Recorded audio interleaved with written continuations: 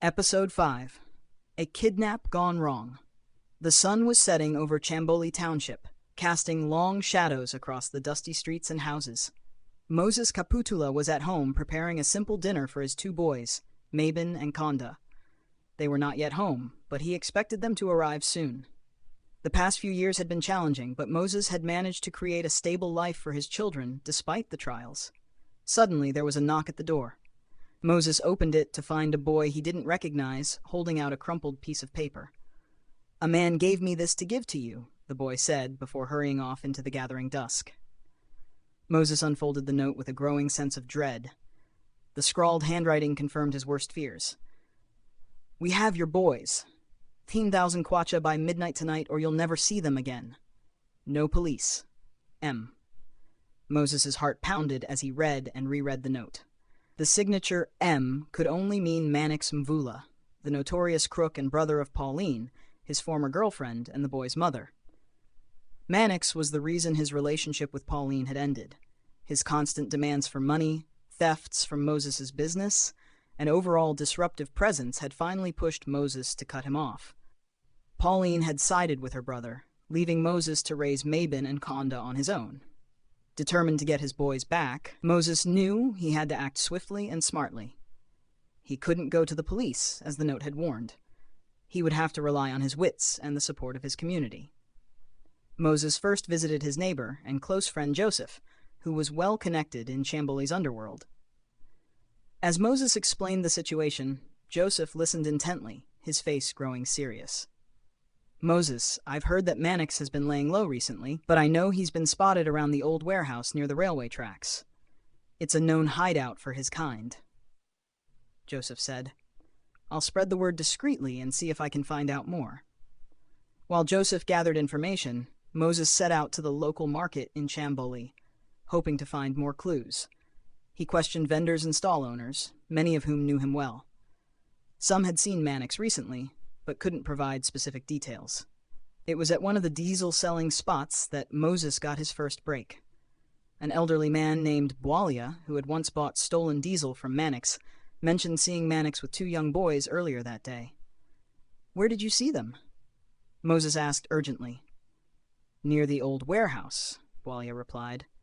"He looked like he was in a hurry, too." Armed with this new information, Moses headed towards the old warehouse. It was a decrepit building, abandoned for years, but it was also known to be a haven for criminals like Mannix. As he approached, he saw no signs of life outside, but could hear faint voices from within. Taking a deep breath, Moses crept closer, staying in the shadows.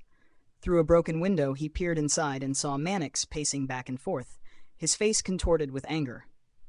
Mabin and Konda were tied to chairs, looking scared but unharmed. Moses's heart ached at the sight of his boys in such a situation, but he forced himself to stay calm and think clearly. Moses retreated to a safe distance and called Joseph, updating him on the situation. Joseph promised to gather some trusted friends to help with the rescue.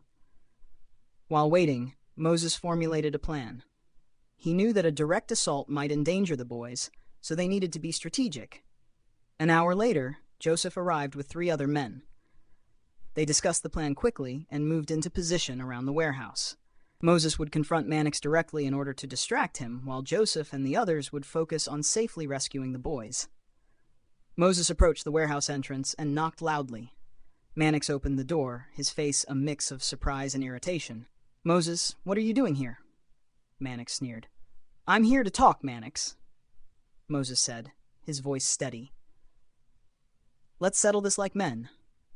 Mannix hesitated, but then stepped aside, letting Moses enter. As they began to argue, Joseph and the others silently entered through the back. They quickly located Mabin and Konda, cutting their bonds and whispering reassurances. Meanwhile, Moses kept Mannix distracted, using every ounce of his self-control to keep the conversation going, without erupting into violence. He could see Mannix growing increasingly agitated, sensing that something was off. Just as Mannix reached for his phone, likely to call for reinforcements, Joseph signaled Moses that the boys were safe. Moses acted instantly, grabbing Mannix's arm and twisting it behind his back. The sudden move took Mannix by surprise, and he dropped the phone, cursing in pain.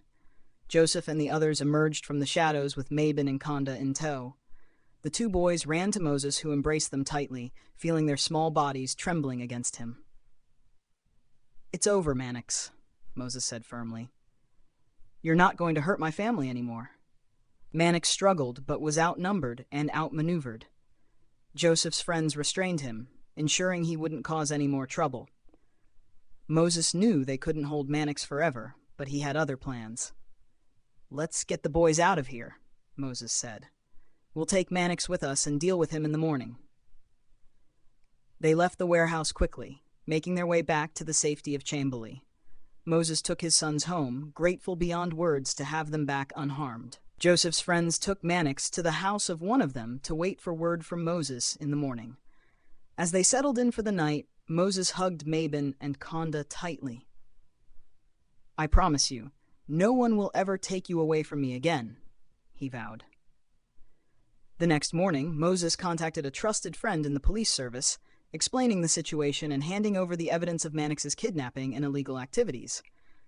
Within hours, police arrested Mannix, ensuring he would face justice for his crimes.